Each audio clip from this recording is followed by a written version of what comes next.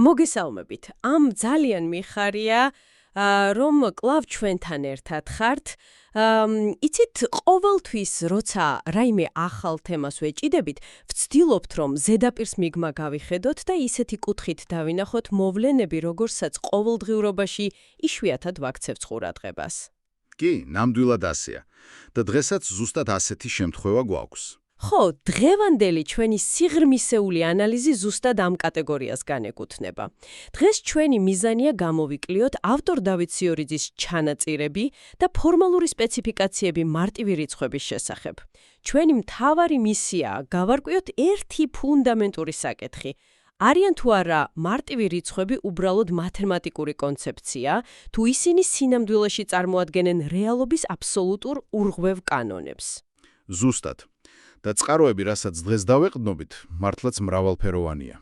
გვაქვს ღრმა ფილოსოფიური თეზისები, მკაცრი ფორმალური აქსიომატური სტრუქტურები და რაც ჩემთვის ყველაზე დამაინტერესებელია, ლოგიკური ალგორითმის სპეციფიკაცია, რომელიც მთლიანად დაყვანილია მხოლოდ და მხოლოდ გამოკლების ოპერაციაზე. მოგესალმებით ყველას. და მინდა თავიდანვე აღვნიშნო ერთი რამ. ეს არ არის უბრალოდ მშრალი აბსტრაქტული მათემატიკა. იცით, ისეთი, რომელიც მხოლოდ სადღაც აკადემიურ სივრცეში, დაფაზე დაწერილ ფორმულებში არსებობს. კი, ბატონო, ბევრს ეგონება, რომ მარტივი რიცხვები მხოლოდ სკოლის მასალაა. აბსოლუტურად. მაგრამ რასაც ჩვენ დღეს განვიხილავთ, არის ნებისმიერი ინფორმაციული თუ არითმეტიკული სისტემის ფუნდამენტური კარკასის ძიება. ეს არის მცდელობა ჩავწვდეთ იმ ულტრამარტივ და ამოდროულად ურღვევ სტრუქტურას, რომელზეც დგას ზოგადად გამოთვლისა და ლოგიკის იდეა. ჩვენ ვსაუბრობთ პრინციპებზე, რომლებიც განსაზღვრავენ მაგალითად კრიპტოგრაფიას და თავად ალგორითმულ აზროვნებას. კარგით. მოდით დეტალურად განვიხილოთ ეს კონცეფცია, რადგან წყაროები იწყება საკმაოდ თამამი განცხადებით კლასიკური სივრცეების შესახებ. ავტორი თავისი არგუმენტაციის ასაგებად იყენებს ისეთ ფუნდამენტურ ცნებებს, როგორიცაა ჰილბერტის სივრცე, მინკოვსკის ლოურენცის მეტრიკა და აინშტეინის მეტრიკული ტენზორი. საკმაოდ მძიმე ტერმინებია. ხო, ნამდვილად. სანამ უშუალოდ მარტივ რიცხვებზე გადავალთ, მოდით მსმენელისთვის ცოტა განმარტოთ ეს ტერმინები, რათა დავინახოთ ის მასშტაბი, რასაც ავტორი ეჭიდება. მაგალითად, როდესაც ვსაუბრობთ აინშტეინის მეტრიკულ ტენზორზე, ჩვენ ვსაუბრობთ მათემატიკურ აპარატზე, რომელიც აღწერს თუ როგორ მრუდდება სივრცე და დრო მასისა და ენერგიის გავლენით. კი, ეს ფიზიკის უმაღლესი დონეა. და მინკოვსკის მეტრიკა გვაძლევს ეგრეთ წოდებულ მანძილს 4 განზომილებიან სივრცე-დროში, რაც სპეციალური ფარდობითობის თეორიის საფუძველია. ჰილბერტის სივრცე კი ეს არის უსასრულო განზომილებების მქონე კონცეფცია, რომლის გარეშეც კვანტური მექანიკა უბრალოდ ვერ იარსებებდა. ნამდვილად. და ეს ის სიდიდეები და სტრუქტურებია, რომლებსაც ფიზიკოსები და მათემატიკოსები უწოდებენ ინვარიანტებს.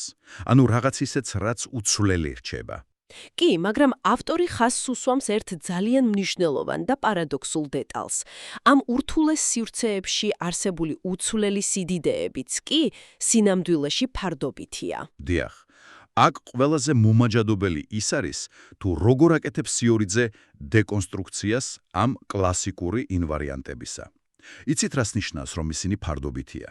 ეს ნიშნავს, რომ აინშტაინის ტენზორი ან მინკოვსკის მეტრიკა მუშაობენ და ინარჩუნებენ თავიანთ თვისებებს მხოლოდ საკუთარი კოორდინატებისა და გარდაქმნების სისტემის შიგნით. ანუ ლოკალურად თავიანთ სივრცეში არიან ძლიერები. აი ზუსტად. მათი უცვლელობა პირდაპირ არის დამოკიდებული იმ ფიზიკურ თუ მათემატიკურ გარემოზე, რომელშიც ისინი არსებობენ. თუ ჩვენ შევცვლით სამყაროს ფუნდამენტურ წესებს, შეიცვლება ეს სიდიდეებიც. სიორიძე კი ამ კლასიკურ ფარდობით ინვარიანტებს უპირისპირებს მარტივი რიცხვების ბუნებას. და რა არის მისი მთავარი თეორია აქ? მისი მთავარი თეზისი მდგომარეობს იმაში, რომ მარტივი რიცხვები, როგორიცაა 2, 3, 5, 7 და ასე შემდეგ, წარმოადგენენ აბსოლუტურ ინვარიანტებს. არა, მოიცა ცოტა ხნით შევჩერდეთ და კარგად გავიაზროთ ეს. ani თქვენ მეუბნებით, რომ ფიზიკის უძლიერესი კანონები, გრავიტაციის აღმწერი განტოლებები და კვანტური მექანიკის საფუძველები, რომლებიც მთელ ჩვენ სამყაროს მართავენ, უფრო ფარდობითი და მოწყვლადია, ვიდრე უბრალო ფაქტი, რომ რიცხვი 7 მხოლოდ საკუთარ თავზე და ერთზე იყოფა. ზუსტად ეგრე გამოდეს. როგორ არის შესაძლებელი, რომ რიცხვი იყოს უფრო აბსოლუტური, ვიდრე თავად ფიზიკური რეალობა? რითი ამტკიცებს ავტორი ამას თავის ჩანაწერებში? ავტორის არგუმენტაცია ამაზე ძალიან ლოგიკური და თანმიმდევრულია. საქმე იმაშია, რომ მარტივი რიცხვების თვისება არ არის დამოკიდებული არცერთ კოორდინატთა სისტემაზე. კი ბატონო. არ აქვს მნიშვნელობა, რა ფიზიკურ კანონებს დაუქვემდებარებს სამყაროს, რა ტრიგერები იმუშავებს უკანა ფონზე, ან როგორი არქიტექტურის კომპიუტერზე გაუშვებთ გამოთვლებს, კვანტურზე თუ კლასიკურზე. რიცხვის სიმარტივის ფაქტი რჩება სრულიად უცვლელი და ხელუხელბელბარი. ანუ ის არ ექვემდებარება გარე გარდაქმნებს საერთოდ? ნამდვილად არ ექვემდებარება. აინშტაინის ტენზორი შეიძლება შეიცვალოს თუ შავ ხვრელს მიუახლოვდებით და სივრცე დრო უკიდურესად გამრუდდება. მაგრამ შავი ხვრელი შიგნითაც კი რიცხვით 13 დარჩება მარტივ რიცხვად. ის ინვარიანტულია არა რაიმე კონკრეტული ჯგუფის ან ფიზიკური მდგომარეობის შიგნით, არამედ ყოველთვის და ყველგან, სისტემისგან სრულიად დამოუკიდებლად. ვაუ! ეს მართლაც რადიკალური პერსპექტივაა. თქვენ, ვინც ახლა გვისმენთ, უბრალოდ დაფიქრდით ამაზე. სამყაროში, სადაც ყველაფერი იცვლება, მარტივი რიცხვები დგანან, როგორც შეურყეველი რკინაბეტონის სტრუქტურა. ავტორის მიდგომით, ისინი ინარჩუნებენ ნებისმიერ არითმეტიკულ რეალობას. კი, ეგ არის მთავარი ბირთვი. გამოდის, რომ მთელი არითმეტიკა და მათემატიკური ლოგიკა ბრუნავს მარტივი რიცხვების გარშემო და არა პირიქით. ეს ისინი კი არ არიან არითმეტიკის ევოლუციის შედეგი, არამედ თავად არითმეტიკა თავისი შეკრებითა და ბამრავლებით არის მათი ფუნდამენტური არსებობის შედეგი. და სწორედ ეგ აბსოლუტურობა ბადებს ერთ უცნაურ პარადოქსს, რომელიც წყაროების მეორე მთავარ ნაწილშია განხილული. ეს არის პროცედურებისა და ფორმებისგან დამოუკიდებლობის საკითხი. რას გულისხმობთ ფორმებისგან დამოუკიდებლობაში? იცით, ჩვენ ადამიანები ხშირად ვარდებით ერთ ილუზიაში. ჩვენ ვერ ვანსხავებთ თავად რიცხვს, ანუ კონცეფციას, მისი ჩაწერის ფორმისგან. ჩვენ ფიქრობთ, რომ ის თუ როგორ გამოვსახავთ რიცხვს, რაღაცნაირად განსაზღვრავს მის თვისებებს. ხო, გასაგებია. ჩვენ ვიცით, რომ ორობით ან 16-ობით სისტემებში გადასვლა მხოლოდ ბიექციური ასახვაა. ჩვენი მსმენელისთვის, რომლებიც ტექნოლოგიების სფეროს კარგად იცნობენ, ნათელია, რომ როდესაც კომპიუტერი რიცხვს ინახავს როგორც ნულებისა და ერთიანების მიმდევრობას, ეს იგივე ინფორმაციაა, რასაც ჩვენ ათობით სისტემაში ვწერთ. ზუსტად ეგრეა. მაგრამ ავტორი ამას იყენებს კონკრეტული ილუსტრაციისთვის. ის ამბობს, რომ როგორც არ უნდა შევცვალოთ სიმბოლოები, ეს უბრალოდ კოსტიუმის გამოცვლაა.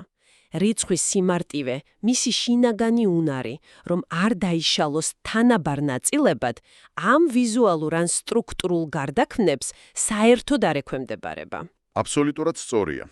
და ეს დამოუკიდებლობა ვრცელდება არა მხოლოდ ჩაწერის ფორმაზე, არამედ ძიების მეთოდოლოგიაზეც. დაფიქრდით ერთი წუთით, როგორ ვეძებთ ჩვენ მარტივ რიცხვებს. საუკუნეების განმავლობაში მათემატიკოსებმა შექმნეს მრავალი მეთოდი. კი, მაგალითად ერატოსთენეს საცერი. ხო, ერატოსთენეს საცერი, რომელიც სისტემატურად შლის შედგენილ რიცხვებს, გვაქვს უბრალო გამყოფთა გადარჩევის მეთოდი, თანამედროვე ეპოქაში გვაქვს ურთულესი ალბათობითი ტესტები, როგორიცაა მილერ-რაბინის ტესტი, რომელიც კრიპტოგრაფიაში გამოიყენება. კი ბატონო. მაგრამ სიორიძე თავის ნაშრომში ხაზგასმით აღნიშნავს ერთ პრინციპულ ფილოსოფიურ მიდგომას. ნებისმიერი ალგორითმი არის უბრალოდ პროცედურა. ინსტრუმენტი, რომელიც ამოიცნობს თვისებას, ის არავითარ შემთხვევაში არ ქმნის ამ თვისებას. ანუ ალგორითმი არის ერთგვარი მიკროსკოპი ან ტელესკოპი ჩვენს შემთხვევაში. ზუსტად მაგას ვამბობ. ის უბრალოდ გვეხმარება დავინახოთ ის, რაც უკვე იქ არის და არა ფუნჯი, რომელიც ამ მარტივ რიცხვს ხატავს.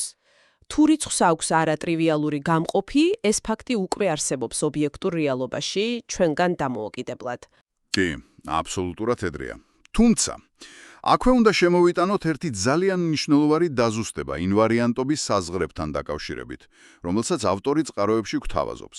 თუ ამას უფრო ფართო სურათს დაუკავშირებთ, ჩვენ თქვით, რომ სიმარტივე აბსოლუტურია, მაგრამ ის აბსოლუტურია მხოლოდ ფიქსირებულ ალგებრულ სტრუქტურაში. ანუ საზღვრები მაინც არსებობს. კი. ავტორს მოჰყავს ბრძღინვალე მათემატიკური მაგალითი ამის საჩვენებლად. თუ ავიღებთ მთელ რიცხვთა რგოლს, რასაც მათემატიკოსები Z10 აღნიშნავენ.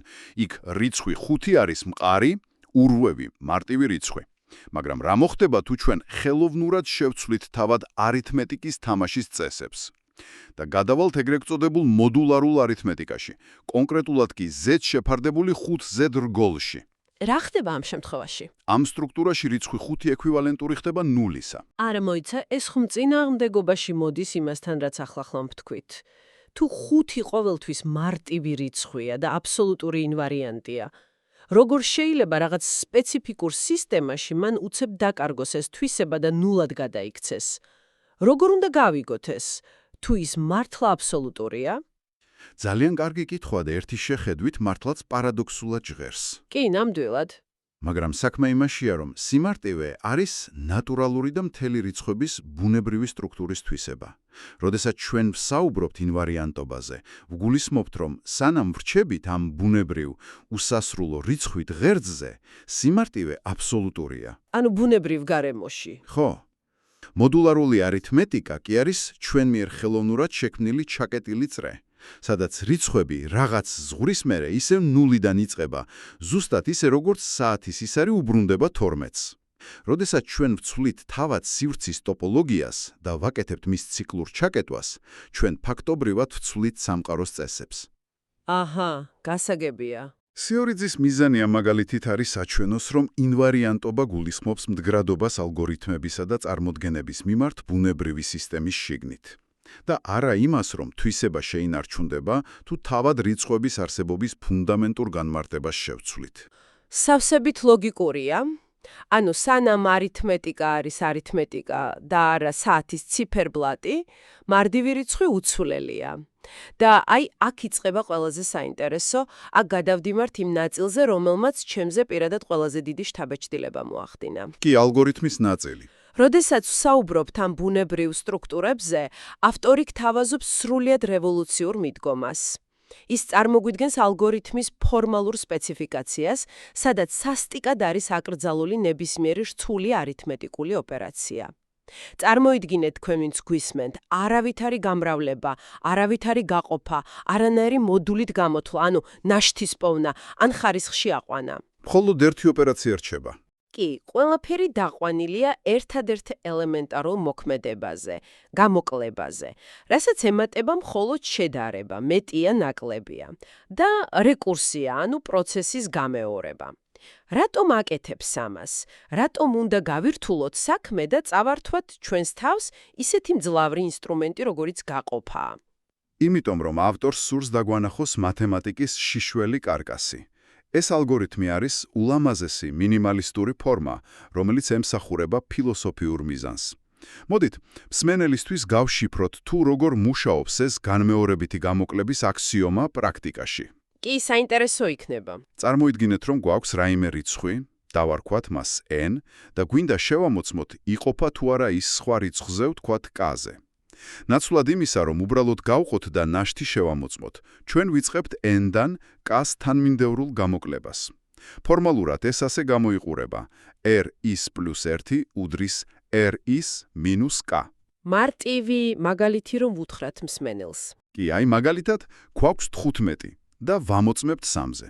15-ს ვაკლებთ 3-ს, გურჩება 12, 12-ს ვაკლებთ 3-ს, მივიღებთ 9-ს. ვაგრძელებთ ამ პროცესს მანამ, სანამ მიღებული შედეგი არ გახდება k-ზე, ანუ 3-ზე ნაკლები. თუ ამ iterაციული პროცესის ბოლოს ჩვენ მივიღეთ ზუსტად 0, ეს ცალსახად ნიშნავს, რომ k არის n-ის გამყოფი და შესაბამისად, რიცხვი არ არის მარტივი. იცით, როცა ამ ალგორითმს ვკითხულობდი, ერთმა საინტერესო ანალოგიამ გამიელვა თავში.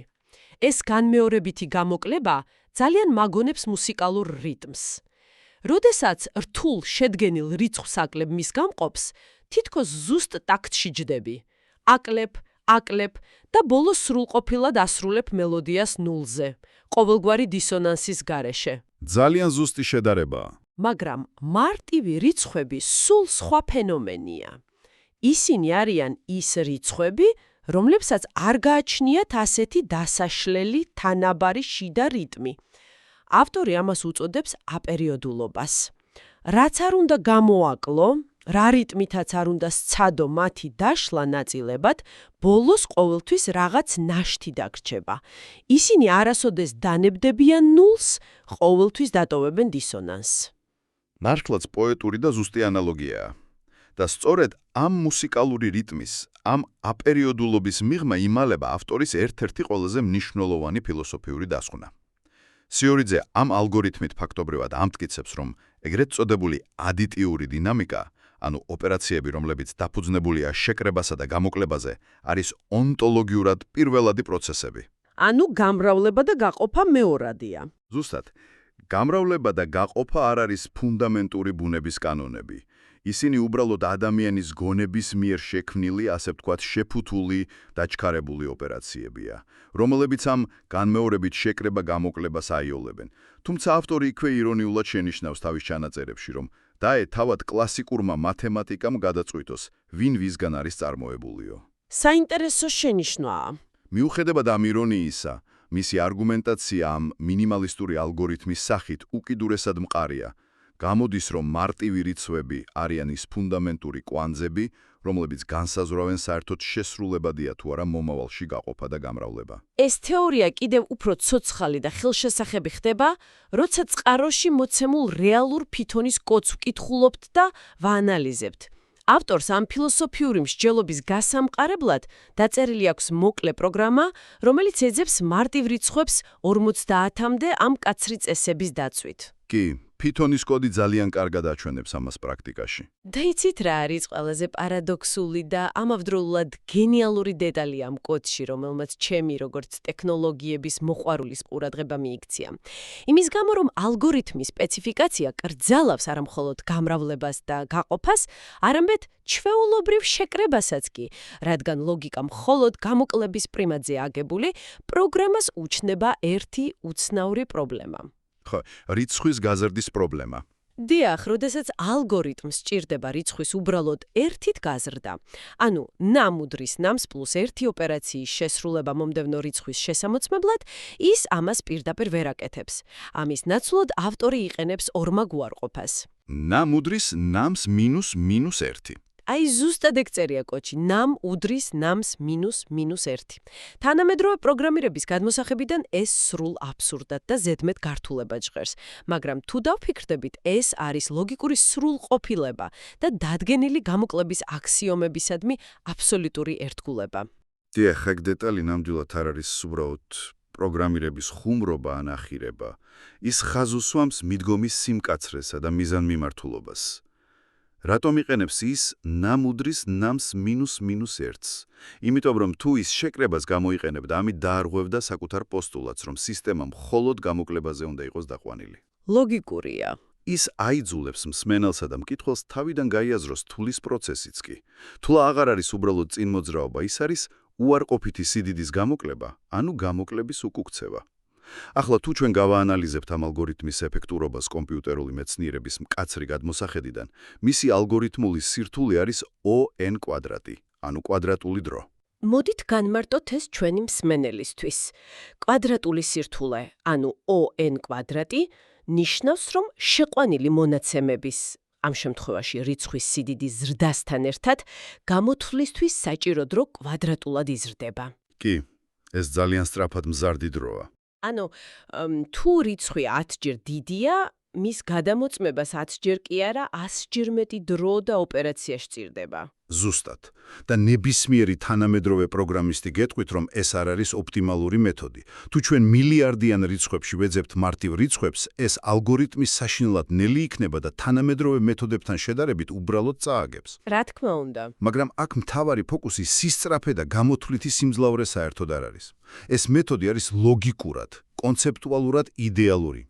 ის გვიმტკიცებს ერთ უმნიშვნელოვანეს რამეს, ნატურალური რიცხვების არითმეტიკული სტრუქტურის სრული აღდგენა, გაგება და დეკონსტრუქცია შესაძლებელია მხოლოდ და მხოლოდ ყველაზე ელემენტარული პრიმიტიული ოპერაციებით. ყოველგვარი დანამატების გარეშე. ზუსტად, თქვენ არ ჭირდებათ რთული მათემატიკური აპარატი, ხარისხები, მოდულები ან ფრაქციები იმისთვის, რომ იპოვოთ სამყაროს ეს აბსოლუტური ინვარიანტები.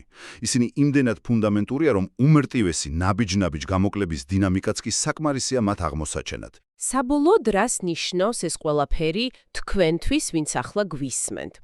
რატომ უნდა გვაინტერესდეს მარტივი რიცხვების აბსოლუტური ინვარიანტობა, მუსიკალური აპერიოდულობა და გამოკლების მინიმალისტური ალგორითმები ჩვენს ყოველდღიურობაში? თავარი იდეა, რაც ამ ჩანაწერებიდან უნდა წავიღოთ, არის ის, რომ მარტივი რიცხვები არ არის უბრალოდ რაღაც სკოლის მერხზე ნასწავლი ლოგიკის მოსაწყენი შედეგი. ნამდვილად არ არის. ისინი არის მყარი კვანძები, თავად რეალობისა და ინფორმაციის კარკასი, რომლებიც საერთოდ განსაზღვრავენ ნებისმიერი მათემატიკური და შესაბამისად ფიზიკური ოპერაციის შესაძლებლობას. წარმოიდგინეთ ისინი, როგორც დაუშვლელი ატომები არითმეტიკის უკიდეგანო სამყაროში, ელემენტები, რომელთა გარეშეც ვერცერთი რთული გამოთვლა ვერ იარსებობდა. სრულიად გეთანხმებით. ეს არის სტრუქტურული მდგრადობის უმაღლესი ფორმა, რომელიც არ არის დამოკიდებული ჩვენს ინსტრუმენტებზე, ჩვენს მიერ მოგონილ ფორმულებზე, ან თუნდაც ჩვენი სამყაროს ფიზიკურ კანონებზე. ამიტომ შემდეგ ჭერზე, როცა თქვენს ყოველდღიურ ცხოვრებაში, სამსახურში თუ კვლევისას შეხედავთ რაიმე უკიდურესად კომპლექსურ სისტემას, რთულ მონაცემთა ბაზას, ან თუნდაც რთულ პრობლემას, გახსოვდეთ ეს მარტივი პრინციპი. ყველაზე რთული სტრუქტურების, ყველაზე ჩახლართული ალგორითმების უკან ყოველთვის დგას ძალიან მარტივი უცვლელი ელემენტები. ელემენტები, რომლებიც არ ემორჩილებიან გარე ზედაპირულ წესებს და სწორედ ამ თავიანთი ურღვევობით ინარჩუნებენ სისტემის მთლიანობას. სიმარტივეში, ამ ფუნდამენტურ დაუშლელობაში არის ყველაზე დიდი ძალა. და სანამ დაგემშვიდობებით, ეს ყველაფერი აჩენს ერთ ძალიან მნიშვნელოვან, შეიძლება ითქვას მასშტაბურ კითხვას, რომელზეც მინდა დაფიქრდეთ საუბრის დასრულებისას. კი, გისმენთ? თუ კი მარტივი რიცხვები წარმოადგენენ წმინდა ადიტიური დინამიკის ასეთ ურღვევ თვისებას, რომლებსაც საერთოდ არ ჭირდებათ არანაირი ფიზიკური გეომეტრია, არანაირი ჰილბერტის სივრცე და მინკოვსკის მეტრიკა არსებობისთვის, ხო არ ნიშნავს ეს იმას, რომ მარტივი რიცხვების განვითარების ის იდუმალი, დღემდე ამოუხსნელი კანონზომიერება არის სამყაროს ერთადერთი ჭეშმარიტად უნივერსალური ენა? ვაუ, ეს მართლაც ღრმა კითხვაა. ენა, რომელიც იარსებებდა ნებისმიერ სხვა პარალელური რეალობაშიც კი. იქაც კი, სადაც ჩვენი ფიზიკის კანონები სივრცე და დროს საერთოდ არ მოქმედებს. ეს მართლაც რადიკალური და გონების გამხსნელი პერსპექტივაა. იდეა, რომ მათემატიკა ფიზიკაზე მაღლა დგას და პარალელურ რეალობაშიც კი უცვლელი დარჩება, ნამდვილად ისეთი ფიქრია, რომელიც დიდხანს არ მოგცემთ მოსვენებას და სწორედ ამ დიდებულ კითხვას გიტოვებთ დღეს გასაანალიზებლად. დიდი მადლობა, რომ ჩვენთან ერთად ჩაუღრმავდით ამ რთულ, მაგრამ საოცრად საინტერესო ინტელექტუალურ ლაბირინთს. შევხვდებით შემდეგ ჯერზე ახალი დამაფიქრებელი თემებით. გემშვიდობებით და წარმატებულ ღრმა ფიქრებს გისურვებთ ყველას.